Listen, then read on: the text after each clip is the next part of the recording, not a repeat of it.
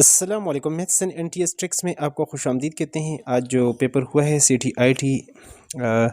सीटीआईटी का 12/4/2025 को, तो उसके कुछ एमसीक्यूज़ आपके साथ शेयर करेंगे। और अगर आपके पास पेपर है या आपके पास अगर एमसीक्यूज़ हैं तो आप हमें 0307 पर हमें व्हाट्सअप कर सकते हैं। तो चलो आज के क्वेश्चन जो हमें मिले हैं वो आपके साथ तो यहाँ पर आप देख सकते हैं कि एक एमसीक्यूज़ आया था कि हज़रत अबू बकर सिद्दीक रज़ियल्लाहु अन्हु का असल नाम क्या था, मतलब क्या है। तो वो इसका जो दुरुस्त नाम है वो हज़रत अब्दुल्ला यानी अब्दुल्ला है।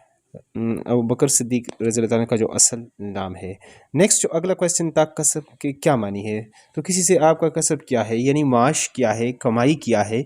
तो इनमें वहाँ पर पेशा या वहाँ पर जो भी ऑप्शन होगा तो इसमें इन तीनों में से यानी कमाना, कमाई जो है, पेशा वगैरह इनके इसके बारे में होगा लाजमी वहाँ पर। तो नेक्स्ट है हज़रत ईसा अलैहिस्सलाम पैदा हुए यानी जाए पैदाइश यानी कहाँ पर पैदा हुए। तो यहाँ वहाँ पर मुख्तलिफ ऑप्शन होंगे, लेकिन बैतुलहलम जो है इसका, बैतुलहम वहाँ पर इसका जो है वो दुरुस्त ऑप्शन था। नेक्स्ट है अगला जो क्वेश्चन है, द वर्ड हिंदू मीनिंग।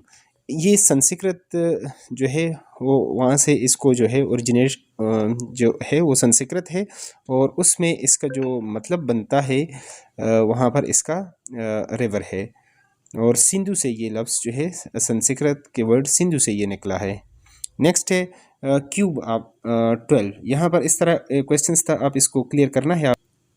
तो आपने बताना है कि ये क्यूब अगर पूछा गया था तो देखो 12 144 यानी 3 बार इसको आपने मल्टीप्लाई करना है। तो 2 बार तो मैं कर चुका हूँ, यहाँ पर आप 12 के साथ करेंगे तो 12 चौक 48, ये आपके पास 48 हो जाएगा, 4 आ जाएगा, फिर 12 चौक 48 48 52 हो जाएगा, 5 और 5 12 1 12 और 5 ये 17। तो 1728 अगर ऑप्शन में था।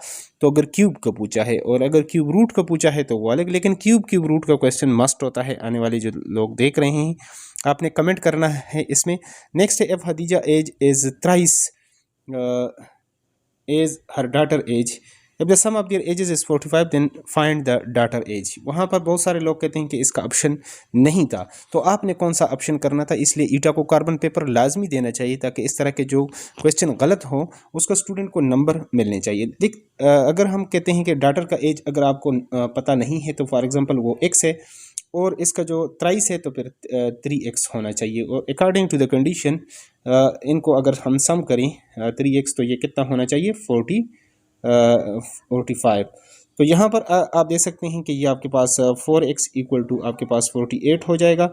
यानी आपने इसको 4x इक्वल टू 48 को अब सॉल्व करना है। तो 4x इक्वल टू 48 जब आप 45 जब आप सॉल्व करते हैं, मतलब यहाँ पर 45 को आपने इस पर 4 पर डिवाइड करना है। तो जैसे ही आप 11 जार ये आपके पास 44, और फिर नेक्स्ट आपके पास जो बचेगा वो 1 बचेगा। तो 1 तो उस तरह नहीं होगा, यहाँ पर आपने पॉइंट लगाना है। तो 4 1 जार यहाँ पर 4 ये इसके साथ फिर 0 आप लगा सकते हैं। तो 4 2 जार 8, 2 बच जाएगा, फिर आगे 0 तो फिर 5 जार मतलब 11.5। यानी इस तरह अगर क्वेश्चंस हो तो इसका जो 11.25 इसका एग्जैक्ट आंसर है।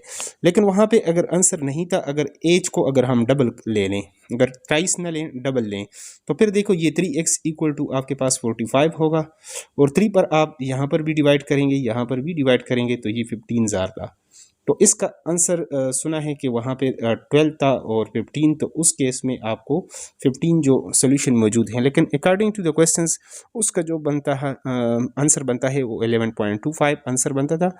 तो इस तरह मज़ीद क्वेश्चंस के लिए आप अगर चैनल पर नहीं हैं तो चैनल को लाजमी आप एक तो सब्सक्राइब करें ताकि बर वक्त जैसे ही हमें ओरिजिनल पेपर मिले तो उसको हम अपलोड कर सकें।